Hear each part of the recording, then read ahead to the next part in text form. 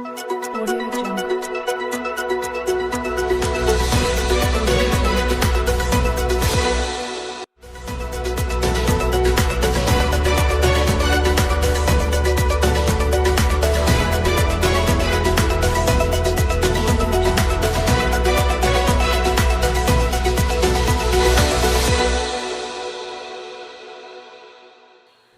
नमस्कार, मैं ओपी सिंह दिन की प्रमुख खबरों में आप सबका स्वागत करते हैं। आज हम बात करेंगे राष्ट्रीय और पश्चिम बंगाल की राज्य स्तरीय खबरों के बारे में। जम्मू कश्मीर में पंडितों की टारगेट किलिंग थमने का नाम नहीं ले रही है।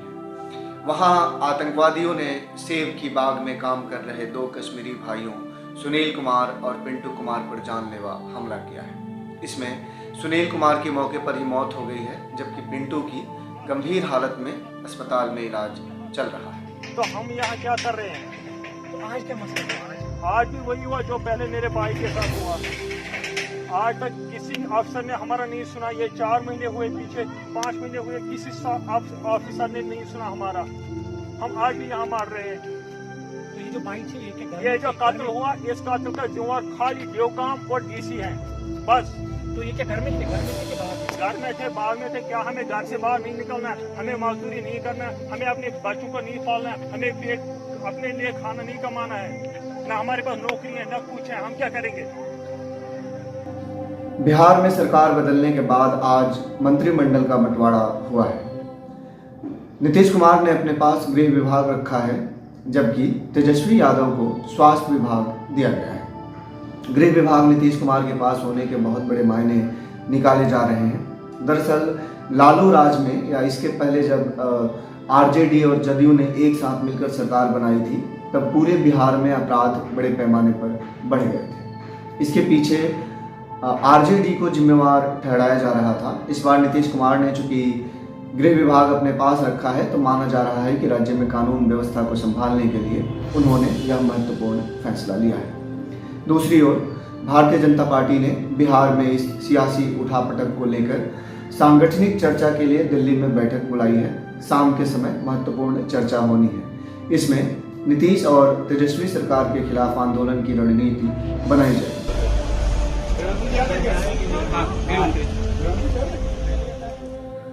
अब बात करते हैं पश्चिम बंगाल की महत्वपूर्ण खबरों की। आज 16 अगस्त है और पिछले साल इसी दिन को पश्चिम बंगाल की सत्तारूढ़ पार्टी तृणमूल कांग्रेस ने खेला होवे का लोकप्रिय नारा दिया था। चुनाव में प्रचंड जीत के बाद ममता बनर्जी ने इस दिवस को खेला होवे दिवस के तौर पर मनाने की घोषणा की थी। इसकी पहली वर्षगांठ पे राज्य भर में तृणमूल कांग्रेस के कार्यकर्ताओं ने इस दिवस का पालन किया है। सैकड़ों की संख्या में राजधानी कोलकाता के अलावा राज्य के अन्य हिस्सों में तृणमूल कार्यकर्ता सड़कों पर उतरे। उन्होंने रैलियां निकाली, पोस्टर लिए और भाजपा के खिलाफ हल्ला बोला। कोलकाता में तृणमूल कांग्रेस की जो रैली निकाली गई, उसमें तृणमूल कांग्रेस के एक कार्यकर्ता के चेहरे पर शुभेंदु अधिकारी का मुखौटा पहनाया गया था। उसकी कमर में रस्सी बांधकर खींची गई और उसके सीने पर जो पोस्टर लगाया गया था, उस पर लिखा था, मेरा नाम शुभेंदु है और मैं चोर हूँ। वहीं भारतीय जनता पार्टी की पश्चिम बंगाल इकाई के पूर्व अध्यक्ष दिलीप घोष ने तृणमूल कांग्रेस के इस कार्यक्रम पर कटाक्ष किया है। उन्होंने कहा है कि पार्टी का खेल खत्म हो गया है। खेल जो नया शुरू हुआ है, उसमें तृणमूल कांग्रेस 2 गोल से पीछे चल रही है। उनका कहने का मतलब था कि हाल ही में केंद्रीय एजेंसी के हाथों तृणमूल कांग्रेस के 2 बड़े नेताओं पार्थ चटर्जी और बाहुबली नेता अणुव्रत मंडल की गिरफ्तारी हुई है। शिक्षक नियुक्ति भ्रष्टाचार मामले में पार्थ चटर्जी की गिरफ्तारी हुई थी। इसके साथ ही उनकी महिला मित्र अर्पिता मुखर्जी को भी ईडी ने गिरफ्तार किया था। दोनों के संयुक्त ठिकाने से अब तक 50 करोड़ रुपए नकदी, 4 करोड़ 21 लाख रुपए के सोने चांदी के जेवर, विदेशी मुद्रा, 20 मोबाइल फ़ोन, 1 दर्जन से अधिक संपत्तियों के दस्तावेज और कई मुखौटा कंपनियों के दस्तावेज बरामद हो चुके हैं। ईडी सूत्रों ने बताया है कि अर्पिता मुखर्जी के घर से एक काली डायरी बरामद हुई थी। दावा किया जा रहा है कि इस डायरी में उन लोगों के नाम लिखे गए हैं जिनसे शिक्षक नियुक्ति के लिए कथित तौर पर पैसे लिए गए। इसमें उन अधिकारियों और उन बड़े नेताओं के भी नाम हैं जिन तक कथित तौर पर शिक्षक नियुक्ति भ्रष्टाचार में ली गई घूस की राशि पहुंचाई गई है। इसी मामले में पूछताछ करने के लिए ईडी के अधिकारी आज यानी मंगलवार को अलीपुर महिला जेल में पहुंचे, जहां अर्पिता मुखर्जी कोर्ट के आदेश पर बंद हैं। उनसे करीब 1.5 घंटे तक पूछताछ हुई है।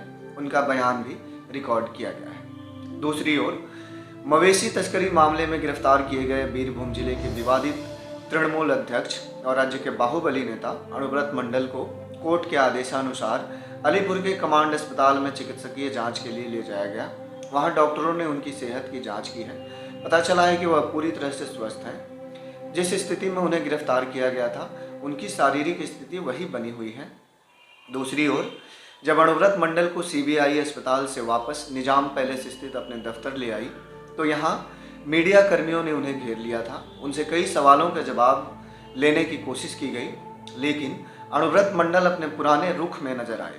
दरअसल 2 दिन पहले बेहला, जहां से पार्थ चटर्जी विधायक हैं, वहां एक जनसभा को संबोधित करने पहुंची मुख्यमंत्री, माफ करिएगा जनसभा नहीं, एक सांस्कृतिक कार्यक्रम को संबोधित करने गई थी मुख्यमंत्री ममता बनर्जी। उन्होंने अनुव्रत मंडल की गिरफ्तारी पर सवाल खड़ा किया था और कहा था कि उन्हें क्यों गिरफ्तार किया गया, उनकी कोई गलती नहीं है। इसके बाद से खबर है कि अनुव्रत मंडल जांच में सहयोग नहीं कर रहे हैं। वह अमूमन अपने विवादित बयान, हिंसक बयानबाजी और हिंसक गतिविधियों के लिए सुर्खियों में रहते हैं। आज उनका वही रुख देखने को मिला जब वह अस्पताल से निजाम पैलेस स्थित सीबीआई दफ्तर में लाए गए, और जैसे ही वह सीबीआई की गाड़ी से उतरे, मीडिया कर्मियों ने उनसे उनकी बेटी की संपत्ति के बारे में सवाल पूछा। दरअसल जांच में यह खुलासा हुआ है कि अनुव्रत मंडल की बेटी के नाम पर भी कई संपत्तियां हैं, यहाँ तक कि उनकी मां के नाम पर एक कंपनी भी है। इसी बारे में जब अनुव्रत से सवाल पूछा गया तो उन्होंने मीडिया कर्मियों की माइक को धक्का दे दिया और साफ कह दिया कि वह कुछ नहीं बोलेंगे। सीबीआई सूत्रों ने बताया है कि मुख्यमंत्री ममता बनर्जी के बयान के बाद अनुव्रत मंडल जांच में भी सहयोग नहीं कर रहे हैं। इसीलिए दावा किया जा रहा है कि भ्रष्टाचार पर जीरो टॉलरेंस की बात करने वाली तृणमूल की सुप्रीमो ने जो बयान दिया, वह बिना जांच अथवा जांच में सामने आए तथ्यों को समझे बगैर कैसे दिया।